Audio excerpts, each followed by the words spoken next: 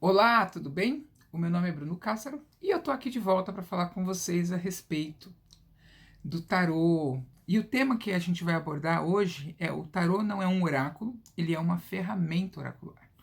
É muito importante a gente saber utilizar as nossas ferramentas. E o tarô é uma ferramenta do oraculista, do oráculo. Então, se você gosta desse assunto, fica comigo que nós vamos se você gosta desse assunto, fica comigo, porque nós vamos destrinchar esse assunto.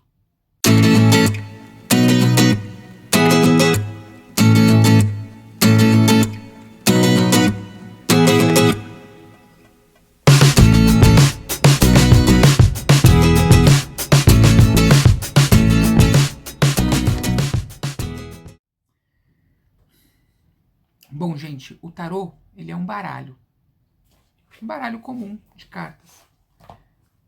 Você tem aqui as cartas, ela tem umas figuras, é um baralho.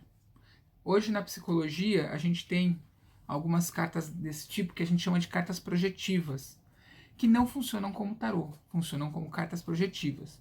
Mas é um baralho. E como que foi concebido esse baralho? Esse baralho ele foi desenvolvido na Idade Média. Então a gente pega aí os escritos, né? A gente vai ver que o primeiro tarô ele aparece lá por volta de 1300. Na verdade, o primeiro tarô não. O primeiro jogo de cartas. Por quê? Porque o rei proíbe que as pessoas joguem ludus cartums durante o horário de trabalho. Por isso que a gente tem essa evidência de que havia jogos de cartas nessa época, nesse período, né?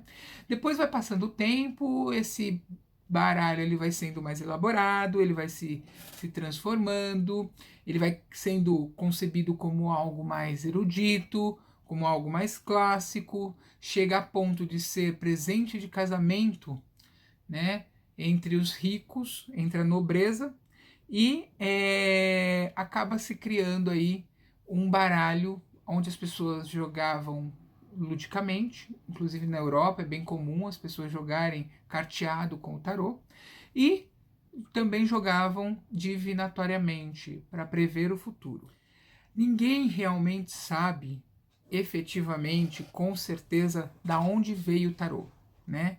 Ninguém tem essa expansividade de saber como ele surge. O que se sabe é que na Idade Média tem os primeiros relatos, os primeiros escritos, onde arqueologicamente a gente pode atribuir o surgimento do tarô no período renascentista. Esse baralho, esse tarô, ele é o conhecimento de gerações. Então, quando você começa a estudar o tarô, você vai percebendo pelas nuances de cada carta que não foi uma única pessoa que desenvolveu, que foi um coletivo que foi construindo esses símbolos e os artistas da época renascentista pegaram esses símbolos e criaram um jogo. Então, é muito importante a gente ter consciência de que e respeito, né, de que o tarô ele não foi inventado por alguém, ele não foi concebido por alguém, mas sim pelo conhecimento de gerações.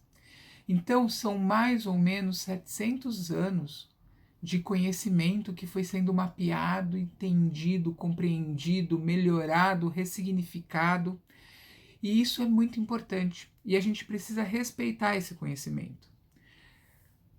Como que a gente, será que a gente foi capaz de prever o futuro utilizando esse baralho, né?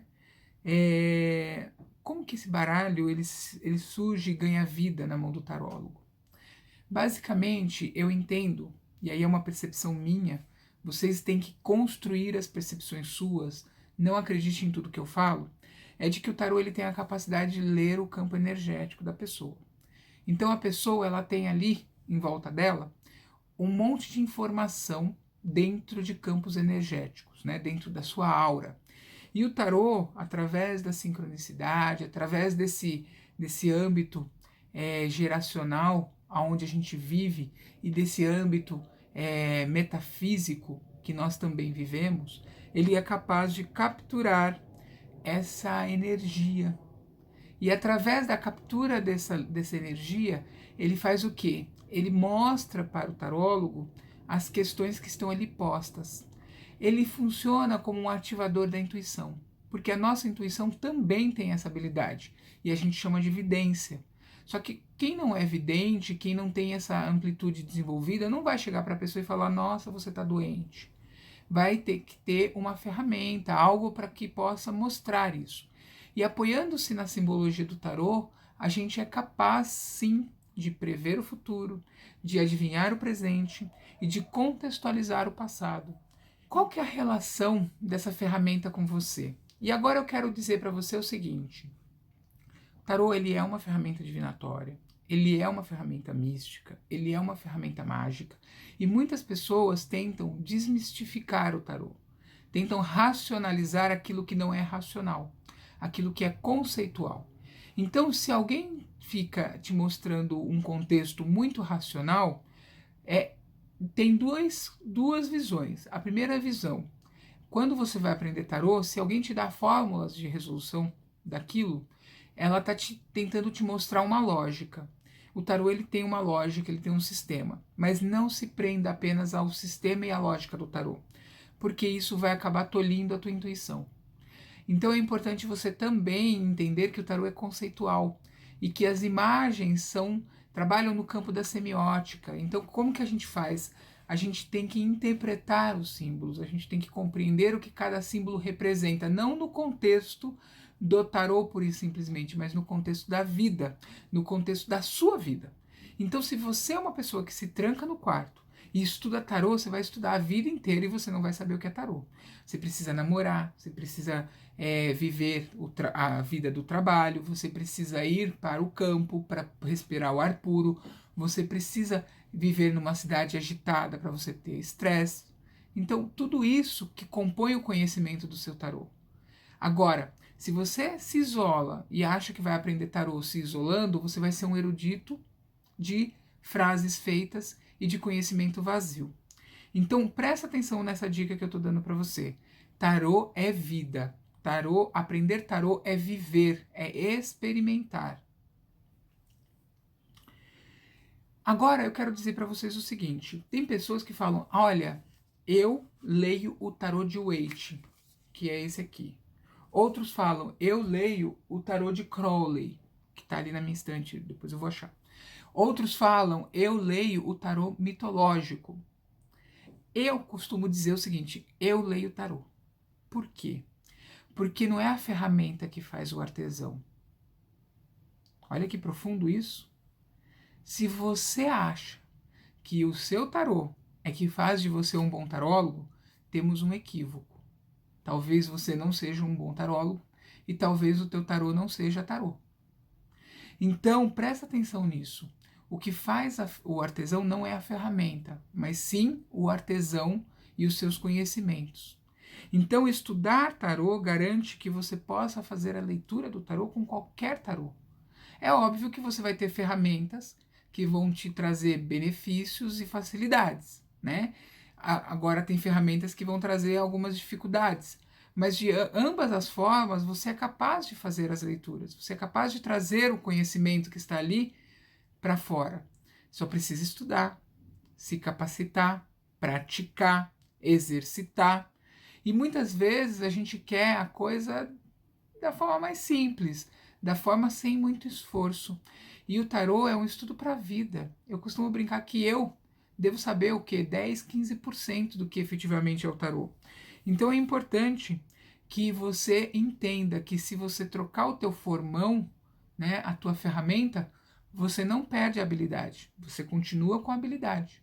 A questão é, será que a sua habilidade está treinada para utilizar a ferramenta de maneira adequada? Então, se você observa uma carta de tarô e você consegue visualizar apenas um significado para aquela carta, ou você toda vez que lê aquela carta, você lê ela só com aquele viés, tem alguma coisa esquisita aí. Então, preste atenção como você faz as suas leituras, como você busca apresentar o conhecimento ao teu consulente, porque pode ser que você está trazendo uma visão muito reduzida, você está trazendo apenas um recorte de algo que você aprendeu. Uma outra coisa também que é comum é o aluno absorver aquilo que o professor fala pura e simplesmente. Então eu estou dando aula de tarô aqui e aí eu falo, olha que legal, O 10 de paus é uma carta de conclusão de ciclo após muito esforço. E aí, toda vez que sair o 10 de paus, a pessoa vai falar: o 10 de paus é uma conclusão de ciclo com muito esforço. Então, observem uma coisa importante aqui. Pode ser que o 10 de paus, ele está dizendo que a pessoa precisa de muito esforço para concluir o ciclo, e não que o ciclo já se concluiu. Ou ele está dizendo o seguinte, que todas as coisas vão ser realizadas mediante a muita vontade do consulente.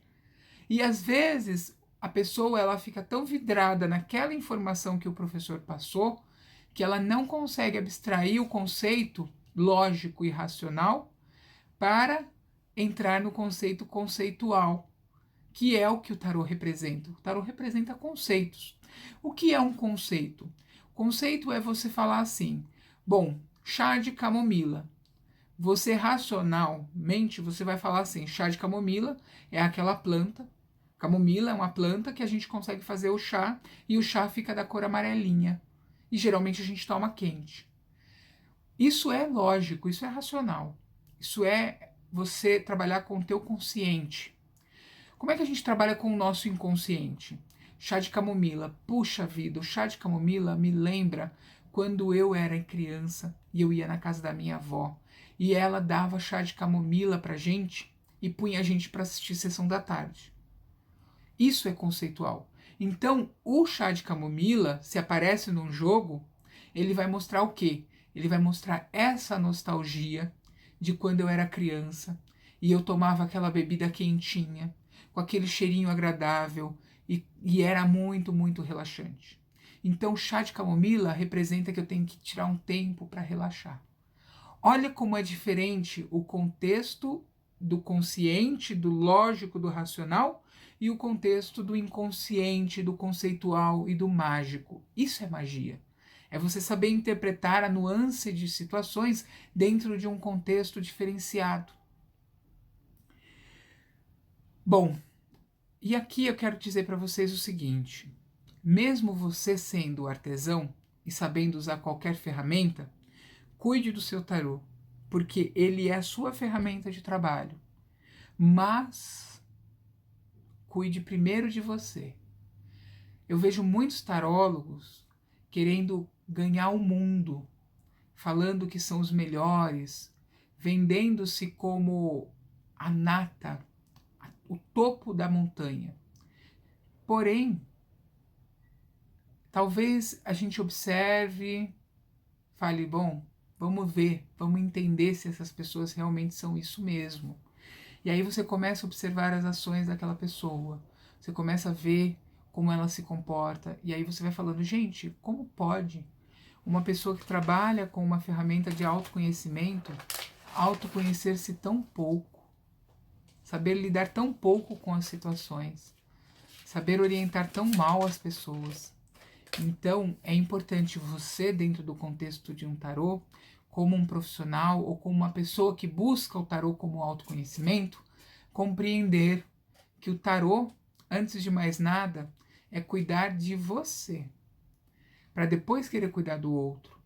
Então, se você não tem a habilidade de lidar com os seus problemas de forma abrangente, de forma transparente e de usar o tarô para resolver as suas situações, como é que você vai usar o tarô para resolver a do outro? Então, cuide de você primeiro. Cuide do teu emocional, cuide do teu espiritual, cuide do teu sentimental, cuide do teu material. Porque quando você for completo nessas 4 etapas e você tiver consciência dessas quatro planos, aí sim você também vai compreender o tarô de uma maneira muito pragmática e muito simples. Então estabeleça com o tarô uma relação de amizade, mas estabeleça primeiro com você uma relação de amor próprio. Porque se você não tiver autoestima, você só vai ler as cartas de maneira pessimista. Somente cartas assim muito enigmáticas, como o sol, como o carro, que você vai ler de maneira positiva. Agora, se você estiver bem consigo, saber lidar com os seus problemas, compreender você, saber até onde você pode ou não pode ir, Aí você vai conseguir ter a façanha e a habilidade de ler uma lua como um significado de crescimento potencial. Que delícia quando sai uma lua numa carta de alguém que está passando por dificuldades, como conselho ou como previsão de futuro, porque ali mostra a resolução dessa situação. Então é você trazer uma luz, uma felicidade para a vida de alguém. Pessoal, eu espero que vocês tenham gostado desse vídeo. Se você gostou, fique aqui comigo e continue, porque a gente sempre vai trazer um vídeo por semana aqui para rechear e trazer mais conhecimento para dentro do seu contexto de tarô. Gratidão, fiquem na luz e até o próximo vídeo.